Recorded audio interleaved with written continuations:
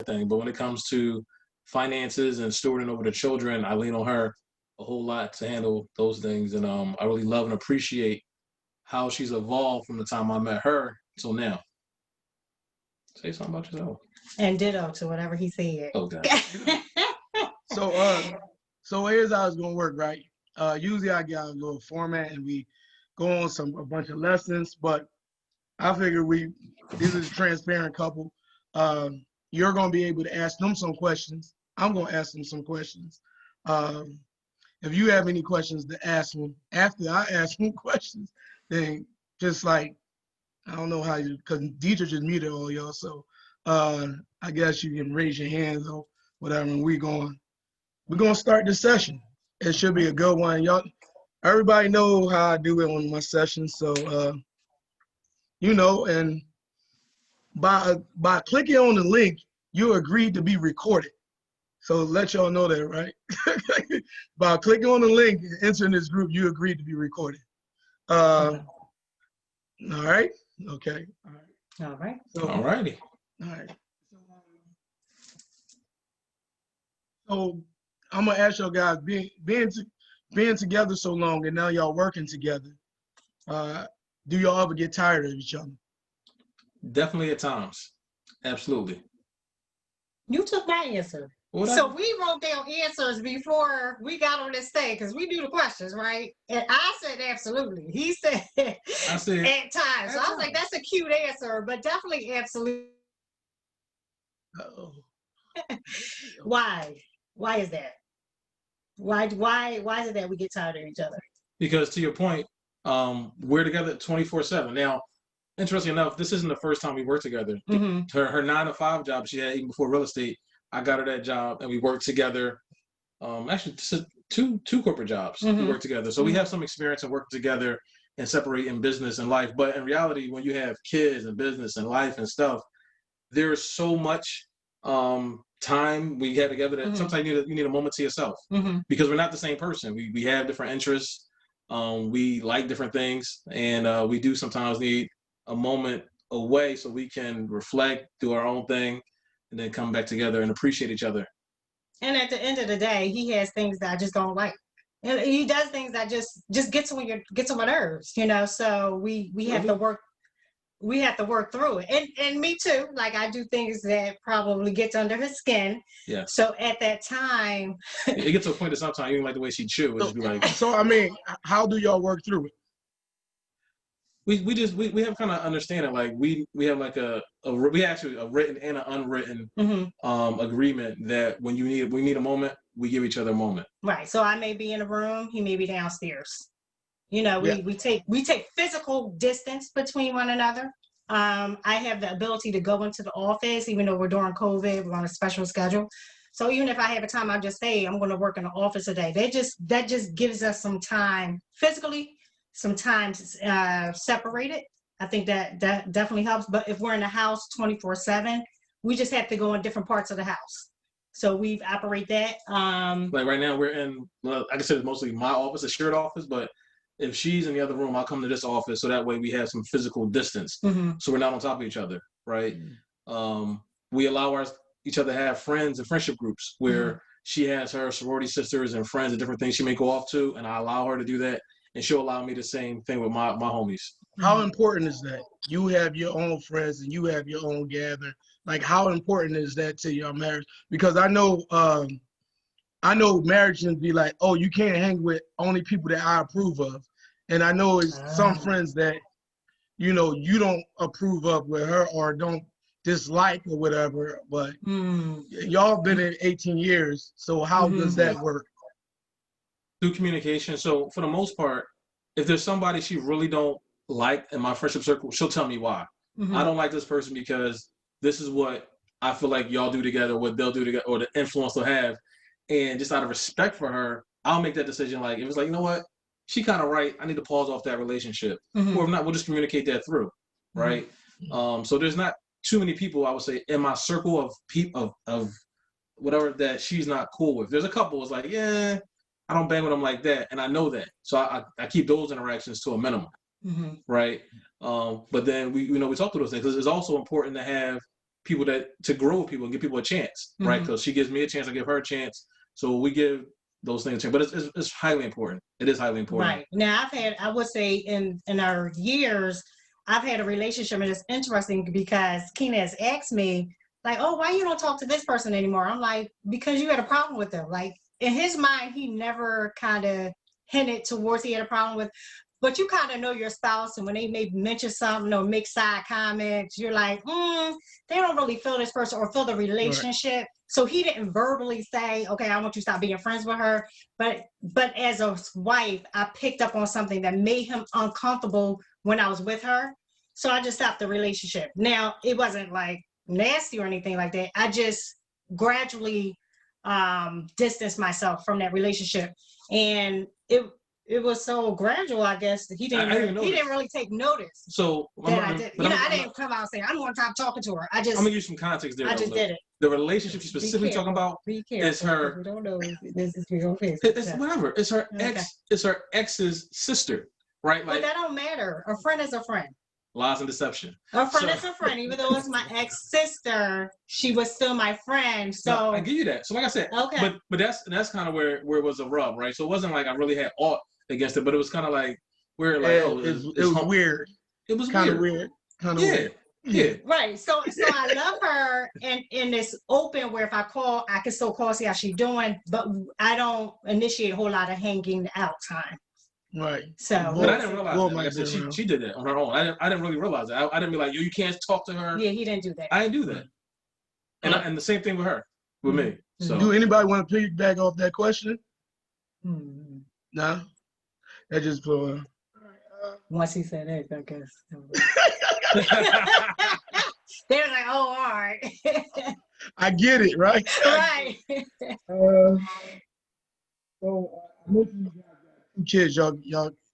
Y'all both got seniors. Yes, 2 seniors. 2 seniors. So a senior in high school and senior in college. Yes. What's that balance more like? Expensive. Yeah, what's that balance like? So with the company, with the business, the seniors, this pandemic, finances, keeping it all together. How do y'all balance everything? Gotcha. Man, number one, by the grace of God, because I'm gonna tell you, coming into this year, we had no idea how we was gonna do it. So we made plans. Somebody have a question? No. Or, yeah. So we had plans and things in that nature, and it didn't quite work out the way we expected it to. So we kind of plowed through and kept pushing. Where, financially, we just thankful every time we can make another college payment. Thank God. Right? Thank God. Like for real. And then with my son, because of how COVID hit last year, money we was gonna have towards like senior trip and stuff like that, we actually, used those same funds and buying him a car, which now freed up time where he could drive himself to work versus us driving to work. Because, we'd always had to, schedule that around certain things. So we do a lot of scheduling and planning. She's more of the scheduler, and I was kind of always tight with it. But this year I kind of gave over and allowed her to really help us schedule like daily tasks and weekly tasks so we wouldn't miss a beat with all that, because it can become complicated. It really can, because I have a 94-year-old grandmother I also help care for. It lives down in the city, which is an hour from here, right? So to balance all of those obligations, it can be quite taxing, but she does, she does the darn thing. And so the practical aspect, I would say, is every night we talk about the following day. Okay, what do you have to do? So we'll say, okay, I got to meet this person, this person, this person. So one, we know what the day look like for each other. Is it something we got to do together? Because we're balancing a couple of things at one time. And it's so important to have time to yourself. So I don't want it to be that we're going. We haven't talked to my son that day. We haven't talked to my daughter. So we have to schedule in those times, because you can get so busy that you forget that little stuff. You could just forget to, I don't know, say I love you or hug you or whatever, or, have that physical time with each other. You have to make sure you're not so busy that you're not productive. I think we talked about that. Like, we want to be productive. You don't want to just keep doing a lot of stuff. And then another practical thing I would say is eliminating distractions. So one of the things we know is, like when we go on a walk, we leave our phone. Well, we do take one phone. just in case my son needs us. But we eliminate, like, we set aside time where we don't have our phone with us. We're not on social media. So if somebody's calling, I have no idea because I'm in a different room and my phone's in a different room. So I have no temptation, and I'm just using phone as an example, but I have no temptation to stop my conversation or stop, spending time with my son because that phone is put to the side. So just a couple of practical things that I believe will help. One, the daily schedule. Like I said, we talk every night, the night before, and eliminating distractions where you can, when you know you need to focus on one-on-one time or have that one-on-one time with your spouse and or children. So for those who are not taking notes, right, because I am taking notes for the last 15 minutes, like they've been talking about, they're big on talking.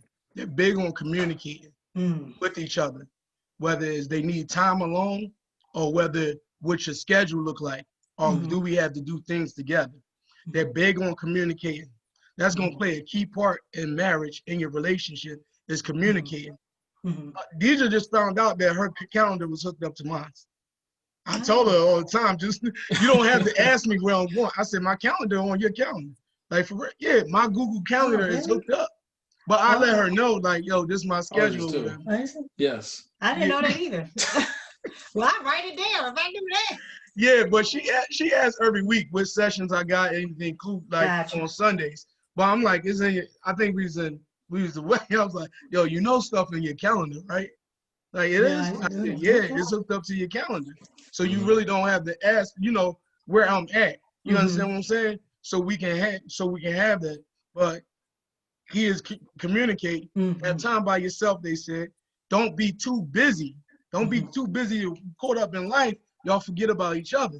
And eliminate distractions. They said they phone, the social media, that means your friends, that means your cousins and them. If y'all gotta be one-on-one, that means your mother, that means your mother-in-law, your father-in-law, because what's important right now is your relationship. You know what I mean? So they just giving us some keys for 18 years. They've been married for 18 years, but it hasn't always been that way.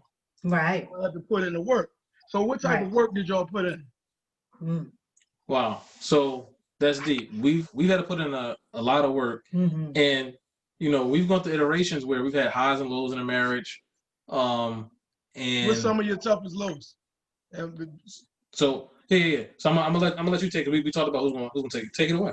Okay. So what our biggest challenge was infidelity. And we as a couple decided to work together and stay in a marriage past infidelity. We understand not everybody does, but we chose to make that decision. But for me, when infidelity hit our household, now you're talking about trust. You're talking about, like, we're not on the same page. So now we have to work to get on the same page. So, the question is like, why did it take us so long to get to where we are? It's like, if you don't have trust, then I can't be business partners with you. And then it came to, we are communicating the way we are today because of the infidelity. It's like, okay, well, all you had to do was say that, all you had to do was, or hear me. Like, sometimes you feel like you're saying something, but they're not hearing you.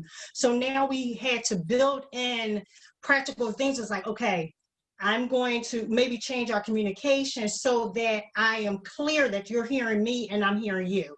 Because he could have been, one of his gripes about our relationship, or early on our relationship, I wasn't balanced.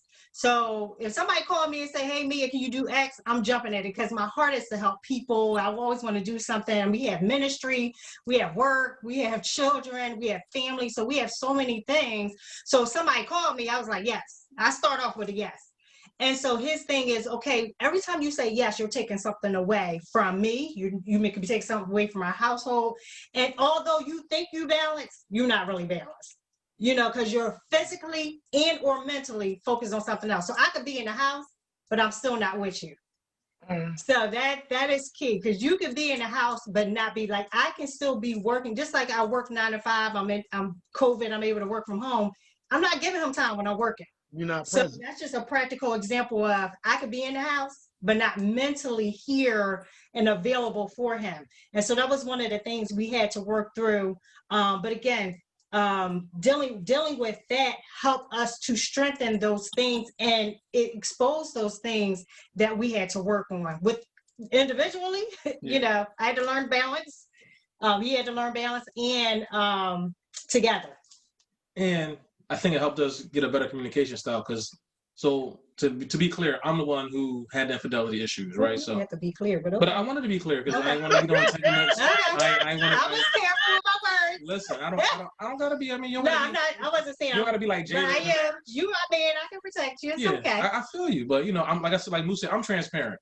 So I was the fool, but part of it was I would hold stuff in and not communicate my feelings with her, and then I would share some of those gripes with the boo on the job, right? Mm-hmm. with that type of stuff, and then I would kind of give them the blueprint on what I wanted to hear, and then they would tell me everything I wanted to hear, and it sounded good, right? So I would set myself up for infidelity because I wouldn't talk to her about the things I was frustrated with, but I would expound to the other people, which is something I had to find out and learn not to do, right? To change my communication methodology. That if I really have an issue with my wife, nobody needs to hear but my wife.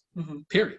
Right? Like I can't. It's not for my kids. It's not for my grandma, my mom, my dad. It's for her, and it helps me complete each other and not compete with each other. Because the moment I take that conversation outside of the marriage, it's now a competition. It's competing because people gonna tell you always right because they're only hearing your side of the story. So now I feel like I'm right. I'm vindicated on everything I'm doing, and I'm bringing that back home, and now I'm competing with the person supposed to complete me. So that was something I had to learn and grow through, and it wasn't easy. I sought out help from friends, from counseling, like biblical counselors, like real like counseling. Like it wasn't a process I want to sweep under the rug and say, oh, I flipped the switch and I'm a great person. It didn't work like that. I had to put in work and really identify why did I get to that point? Because I know I love my wife, right? But I still did what I did. So I had to really work on myself in that journey, and it helped us become better to where we are now. No, and can I say one more thing? And nothing's off the table for communication. So we have a creed or code that a motto declaration that we say every morning. Yep. When we walk, we have actually written down something that we confess every day just for our marriage. And one of the things is anything and everything is open for discussion without repercussion. So that means if he comes home today and say, hey, I looked at this girl too long, her butt was like super juicy, it took me to a place, then I want to be able to take that and hear him and kind of talk through it with him. I understand, I don't want to just jump on him because he didn't have to share that with me. So I want to create, and he's provided that for me, create a safe space to be able to talk about anything and everything. So just want to add that. So, and I asked a question like, who feel like with all the couples, just raise your hand if you don't, who feel that you have a safe space in your spouse or in your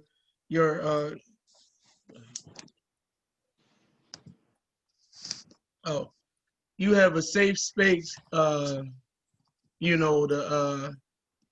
talk with your spouse or talk with your mate.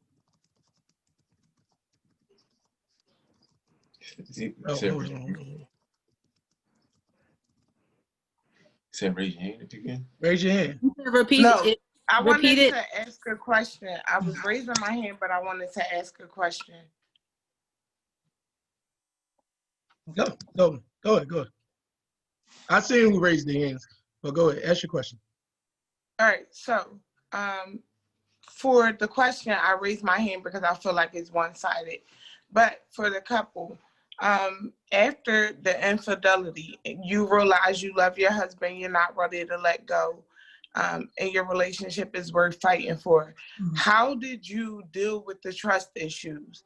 Because I don't know, for me, I don't know how far things went. I'm sure in my mind it just went to talking and it didn't go past that. But every now and again, I'll find myself when we're riding in the car or we're sitting in the room, I'll look at him sideways like, I could just punch you in your face for what you did because it hurt. And why would you do that to me? And I want to let go of the things that happened because I don't know how far it went, but I want to trust that it only went as far as he said it did, but it doesn't take away from the pain nonetheless. Mm-hmm. I will say that I have triggers. Even today, I have triggers. So if he could say something, it'll be a trigger for me. So I have personally done the homework of identifying what those triggers are. And then I'll actually communicate with like, hey, you said that, but you also said that during this time. And this is how it makes me feel. So that he can be aware of, hey, that's a trigger. Or like you said, you could just have a thought and he even do nothing. He could be, wooing you. Y'all could be at Sullivan's having a steak dinner. He do something, you like, I can just throw this in your face. I take the homework. I take the ownership of that, especially if he's trying. I take the ownership of that. And I'm like, I just cast it down. So I am, without saying anything to him, I am actively in my mind working on like, no, I love him. No, because to me, that's a trick of the enemy to try to destroy what we have. Because I'm fighting to be in agreement with him. I'm fighting to work out this marriage and to walk in union with him. And the devil wants nothing more for it to come between this relationship. So he's going to put the girl in my mind. Out of nowhere, I could be eating a burger. What am I thinking about her for? Or he's going to, if Keenan takes too long at the dollar store, it might be 1 minute. I'm like, yeah, where is you at? What, I could go there, but then I'm like, no, if this ain't going to happen, I'm going to cast this down. Everything's fine. So I'm doing some self-talk too. So that's a practical thing. One, I'm self-talking to myself like, no, this is not it. We are in total agreement. We're not going there again. And then two, if I have a trigger or if he says something that kind of triggers something, I will make him aware of it so that we don't enter that space again. So that's two things I would say. You definitely have to self-talk. I don't know if it sounds crazy, but it doesn't. Okay. It doesn't. It sounds perfectly logical. Okay. And it's funny because the other day when we were driving, I said that to him. I was like, yeah, I almost picked a fight with you today. And he was like, why? And I was like, because you did X, Y, and Z. And it made me feel like, and he was like, but why would you pick a fight with me? And I was like, because it reminded me of. Yes. So, yeah. Yes. And I would say for him to give her that space. I mean, you can speak to that, but how does it make you feel when I tell you what the triggers are? I was about to ask him that. How does it make you feel when I say that? Well, number one, I take ownership of everything I've ever done. So because I know that, it's like I give her that space. It's like, all right, like I said, that's the thing where we have there's room for discussion without repercussion. It's like, okay, we talk through and work through that, right? So and sometimes those nights can get hard because we will have like a half of an argument or get upset, and there might be some friction for that period of time, and we have to cool down, come back, talk it through. But most of the time, I just, I feel like I'm a man. I just take it on the chin, like, all right, this is what it got to be to get it right. So this is what it's going to be. But what's our rule, though? Our rule is we do not go to bed. Like, after 7 o'clock, we cannot argue. We have had that rule in our relationship since day one. I don't know why 7 o'clock. It's probably a weird time. That's the accountant in you. But 7 o'clock, we cannot argue. So I don't know what the issue is or whatever, but you got to get over it by 7 o'clock because to me, and I pray that you guys have a healthy physical relationship with your spouse. I don't want to be thinking about no argument or nothing. I need time. Probably got a good hour, depending on how heated the argument got, discussion. I need time to get in that right space so we can come together physically, so that's why I came up with, like I said, pick your time. I like to go to bed early. So 7 o'clock, we can't be doing all that arguing and stuff. And even if we had a discussion or a heated discussion prior to that, that's all right. Okay, it's time for us to come together, work out a solution because it's booty time. Okay. All good. Y'all good? All right. All right. Yeah. All right. We're not being too mature for the audience, right? No. This is how we. This is how we is in here. So. Okay. All right. Cool. Yeah. Trust and believe. Any other questions? Oh yeah, I have two. One about the triggers. You said you understand your triggers, but does he understand your triggers too, or is that something just for you to understand and work on, or do you both work on them together? Well, if I identify them, I will let him know, like certain words he cannot say. It sounds weird, but I remember those words distinctly during that time. So certain words he can't say, and I have let him know. So I actually told him. So I have to be aware of it because he doesn't know how I'm feeling. I have to be aware so that I can communicate so he knows not to do that moving forward. Because if you don't know how you feeling, then like you can't fault him. Right. You know.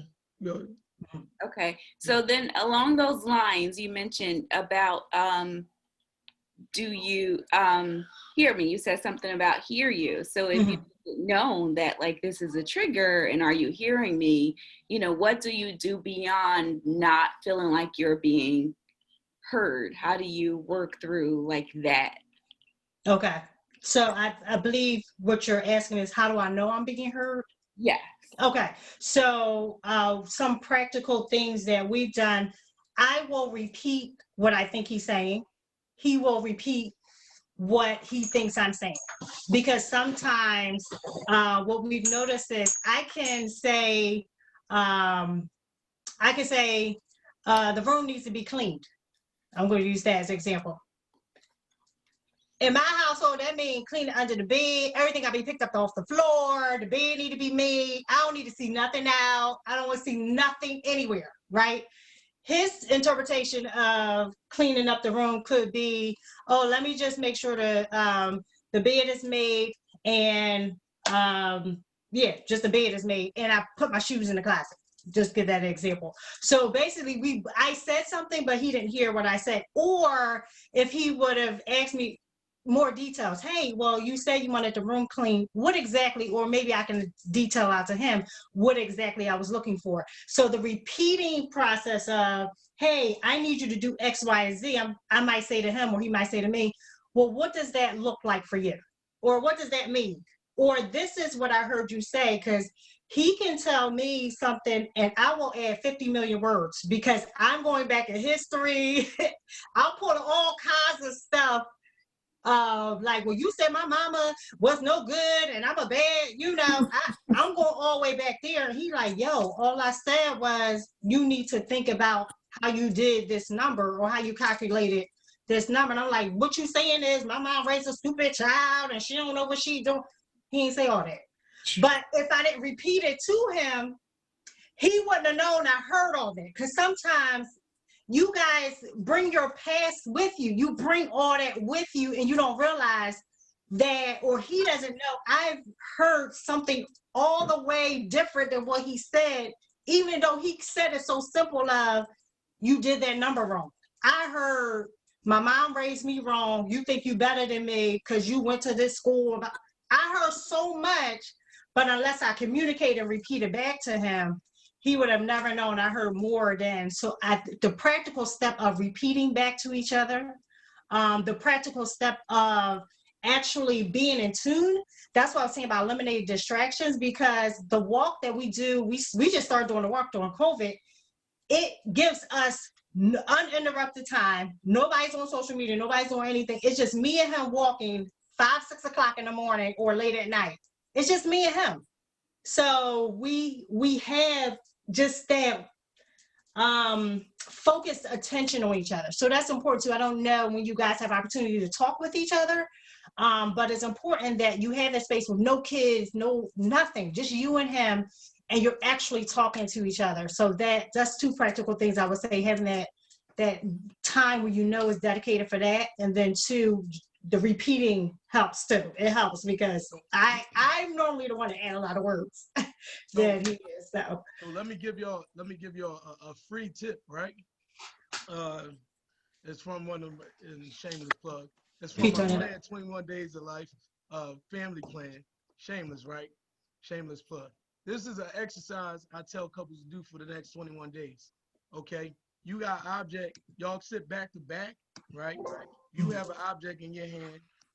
He has some colored pencils and a piece of paper. And you explain to him the object in your hand without telling him the object in your hand. yeah. Okay? And he will try to draw the object in your hand. Here's the thing. Don't be afraid to ask yo, how round did you say that was? Mm, What color did you say that that's was? good. And y'all do it vice versa. Y'all switch it up. Oh, Deidra.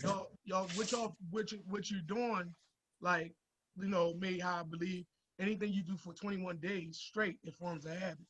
So what it is forming a habit of y'all asking each other questions and not being scared to ask each other questions, not being irritated and having patience, not being like, I told you it was green. It wasn't, did you say blue? No, you just listening out. No, not blue, green, and you're building patience, you're building understanding, you're building a safe space, you're building a way of communicating with each other. You understand what I'm saying? And Mhm. like Mr. Mia, I can't see. say like you building Yeah. a space of safety. You understand what I'm saying? So that can be an exercise for you guys want to do to help y'all out, so y'all can do it consistently. It can be any object y'all get. Get your color pencils and do it every day. Do it every day. Y'all will find that it would be embedded. It becomes second nature for you always asking questions. I'm like 50 Cent, 50 questions. I got them all, What is 100 Whatever. I don't know what I'm talking about. All right.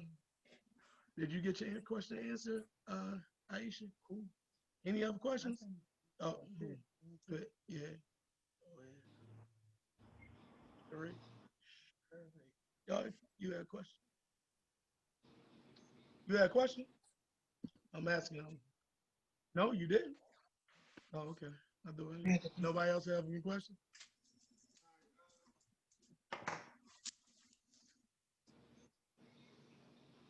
I think did I answer all the questions that I had for y'all? Mm-mm. No? What No. question? Well, okay. How long, Well, I would say, how long did it take for us to get to where we're at? how long did it take for y'all to get where y'all at? So, How long did it take for y'all to get where y'all at now at this? so for me, I would say it's a continuous working in progress, right? So we're at a good space now, but to keep this good space, we have to continually work on it daily, right? And we're always looking to improve and get better. That's why even though we feel like we communicate well, we like that application you just gave us, so we wrote it down, right? So. And to add on that, I would say that for me, we've been together for 18 years. I didn't want the legacy that we were trying to build. Like we always, you talk about you want to leave stuff for your kids and everything. I didn't want the legacy that we were building to die with my husband. So I felt left out. And so I got my real estate license because my husband had his, and he would be doing real estate, money would be coming out of our account, and I didn't know why. So I only learned about real estate, so I did not know how to do it, right? So it's really weird. But yeah, that's how I did that. And then two, I was in a different space when we first got together. Like I wasn't really a risk taker. Didn't really want to. Entrepreneurship wasn't something I wanted to do. I wouldn't say, I don't want to say I want to do it. Yeah, I would say, I mean, you would go with that. Okay. So I would say I could pinpoint it to maybe about 3 years ago for me. We've been together 24, married for 18. I would say about 3 years ago, kind of reevaluating my life, like where am I going? What am I doing? What is my value? As you grow, as you learn different things, you're like, do I want to be here in my life forever? So I took the limits off of my mindset and began to partner with Keenan. He's always been in our whole marriage. Like, I want to have this, like entrepreneurship was something that I knew from this jump with him. And I was okay with him doing it. I was just like, okay, you do it. You just make the money, bring it home. It was just only recently, about 3 years ago, that I decided I wanted to be a part of it. I want to be a part of the building of it. I want to be a part of us doing business together. And I saw so many couples around us doing it. And that is so important. I mean, that's one of your other questions. And if you don't mind me just segueing into you go ahead. Go ahead. Okay. Your village and people around you are so important. Like, I mean, I hate to, I'm a big crybaby, so I can cry in a heartbeat. But it's so important the people you have around you. I can't say that enough, because we have couples around us. We have, I mean, just not couples too. I mean, you know, they could be single, whatever, but we just have people around us that love us, that want to see us move forward, that want to see us prosper. And I'm not going to say everybody agrees with what we're doing or how we do it. However, we do have those people that we can call on if we need something or whatever. And I think that is so important as you're building or as you're working together, that you establish who your village is, because they have to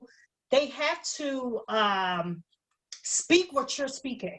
So we have couples who are entrepreneurs, who are already doing it, who that we can, you know, that can mentor us, or that we can help in certain areas. So we pull on each other's strengths. One of the things that I love about Keenan is that he is such a people person. Like, people would probably say I'm a people person, I don't know, but he builds relationships. Like, he still talks to people from elementary school. Like, I could tell you anybody from elementary school that I talk to, but that is a strength, and that's something that we've grown to love and appreciate about each other, because I can rest on his strengths and kind of strengthen that on the inside of me, where like he said, I'm an accountant by trade, so numbers and balance stuff out and making sure you know where your money's going, that's something that, you know, we work together. He allows me to kind of take the ownership of it. However, we do sit down and go over those things. So I would say your village is so important. Who those people around you that are doing marriage right? That's important. They're doing marriage right. And then if you're deciding to do business with one another, that are already doing business. You know, like I said, it may be a couple doing business, and or people who are entrepreneurs that are doing it, that we can kind of put our hands on and talk to that. Another practical thing that I would say is getaways. We do, thanks to the Burrells, I see them on. Thanks to the Burrells, Cheyenne and Darren, we started doing our MAP session. And MAP stands for Marriage Assessment Planning Session. So every February, Keenan and I, we get together and we write out the year. This is what we're going to do this year in our family, for our kids. Like, we knew we were going to buy my son a car. We knew we were going to buy my daughter a car. Like, we knew that in February what we were going to do for this year. We knew we were going to buy a particular property. We knew, we talk about sex. Okay, well, how many times, you know, we go down to the small thing of, hey, you need to initiate something new sexually at least once a month. So you can't be doing the same thing that you were doing last month. So you got to do something different this month. So we even go down to that small, minor thing of sex. 18 years. You got 18 years. You have to initiate something new. There you go. Go ahead. Right. Another thing we talk about is church. You know, we're involved in our church. So you talk about balancing. That was a funky segue right there, Minister Mia. That was a funky segue. Yeah, go ahead. Go ahead. So we talk about church, and we talk about church. We talk about, you know, how we serve in our church and everything. So we have to keep all that balance. But again, we know that in February, what ministry is going to join and different things, or how we're going to do ministry together. And then my husband wants to talk about our other things that we're doing outside of real estate. We talk about our job, our professions. What are we going to be doing this year? How many homes do we want to sell? How many homes? Like, we have a dollar amount as far as the amount of homes we want to sell per year, because we know our finances, and what we want it to look like. We know where our savings to look out by the end of the year. And then we talk about our extra stuff. Like, he's in a fraternity, I'm now in a sorority. So now it's like, okay, now you have other stuff that's pulling on your time. So we talk about all of that. And it can be so many other pieces that you guys can probably drop in. But in February, we talk it all out so that if May come and somebody says to me, hey, Mia, I want you to do this business venture, I can safely say, no, that's not for this year, because I know what my husband and I discussed. My husband and I discussed in February, we was doing X, Y, and Z for the next year. So I holler at you in 2021, but 2020 ain't happening. Now, obviously, there could be things that we entertain or start to discuss, but nothing is happening outside of what we planned for that year. And it has helped us, because it helps us get on the same page, and we can challenge each other. Hey, you said you wasn't going to do that this year. I did. In February, I said I wasn't going to pick up that extra job. Okay.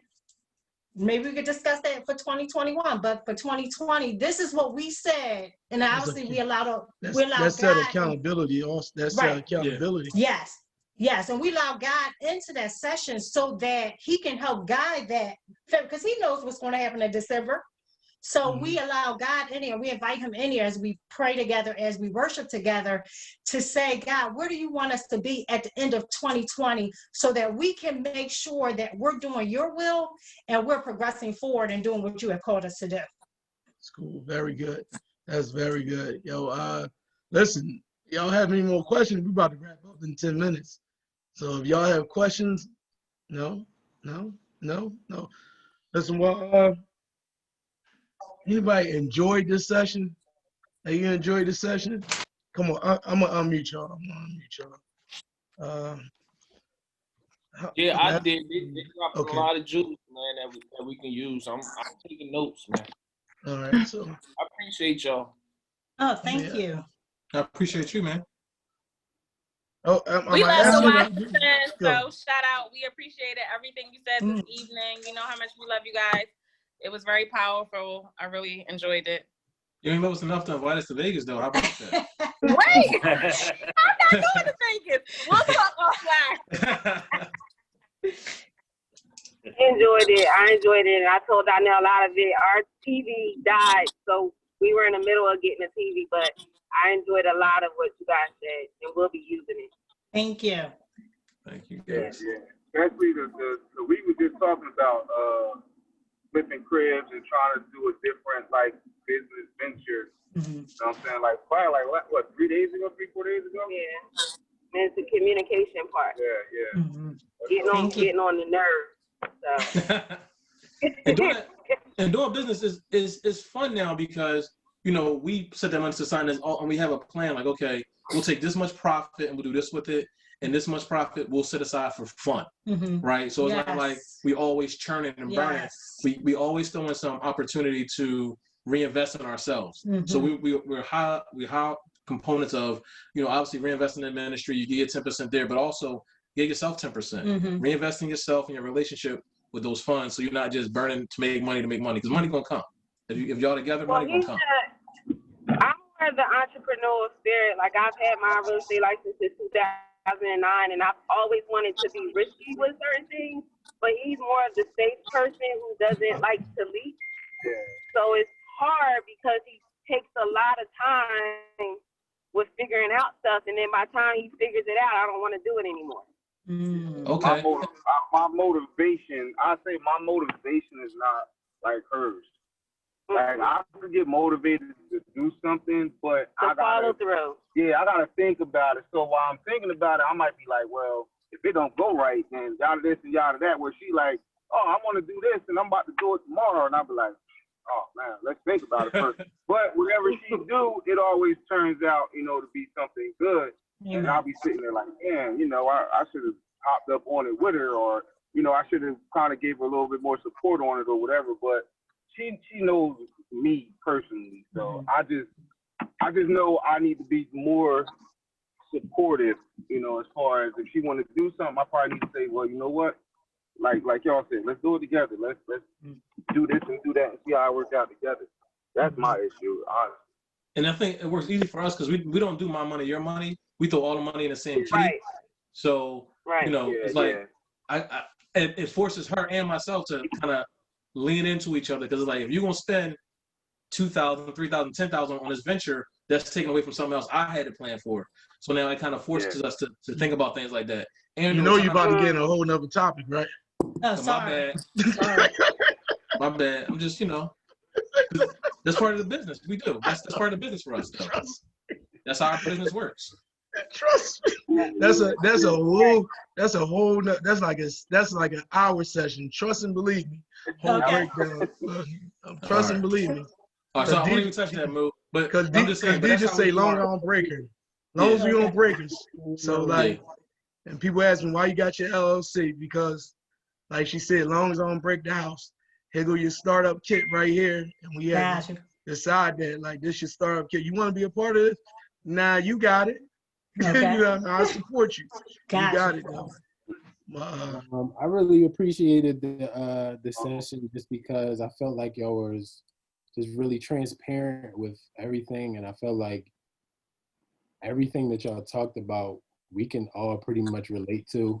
We've all been through that at one point or another. So I just find it helpful to, you know, be around people who are going through the same thing or have gone through, you know, some things that we're going through. Amen. Thank you. In the chat, I referenced a book. It's called After the Affair, because people were asking about triggers. Okay. That is very helpful for both partners to read because it helps what you were saying. It kind of helps you identify what those triggers are, because sometimes you're having an emotional reaction and you don't even know why or where it's coming from. So it's a really good book, but it also helps the other partner. So it's a hurt partner and an offending partner. It helps the offending partner understand the trauma that you're experiencing when you're having a trigger. And I think that that's probably the most helpful part, going back to helping them understand what you're saying. It's really important. We read that book, and I think it kind of helps bridge that gap between why do I feel the way that I feel and how is it coming out. Gotcha. Thank you. Can you repeat the name of the book? It's called After the Affair. Okay. Thank you. Hey, listen, before I close, we're going to celebrate. We're going to clap it up. We've got two couples on here that celebrate a year of marriage. That's the Pitts. In August, they celebrated a year. They had a beautiful wedding on the beach. Yeah, beautiful wedding on the beach. Beautiful wedding on the beach. I had the pleasure of officiating that wedding. Okay. All right. Shout out. Shout out. Shameless plug. Thank you. Thank you. In the Hells, they celebrate a year in September. I had the honor of giving the first toast at their wedding. Barefoot. So shout out. That joke ain't even have on no church socks. I think you lost your shoes at our wedding too when the water came. The water came. I had to take off my shoes. Up to meet us. All right, yo. Listen, Kenny Rice. He's not on the screen. He said he had a lovely time. He thanked y'all for this session. I thank y'all for this session. Keenan, Mia, Deacon Keenan, Minister Mia. I told y'all I was gonna do it. But I thank y'all, man. Keenan, you know I love you, brother. When I was going through, you came out and hear me preach. You supported me. You always been there for me. You know, likewise with Mia, I always been there for me. You know what I mean? Love y'all guys. Thank y'all for coming through. No, thank you. Thank you. We love you guys. Man. Hey, listen. Yeah, man. I got a new website. My website's supposed to be released in October 1st. But since you're on the session, check my website out. It's minutewithmoo.com. So that's my website.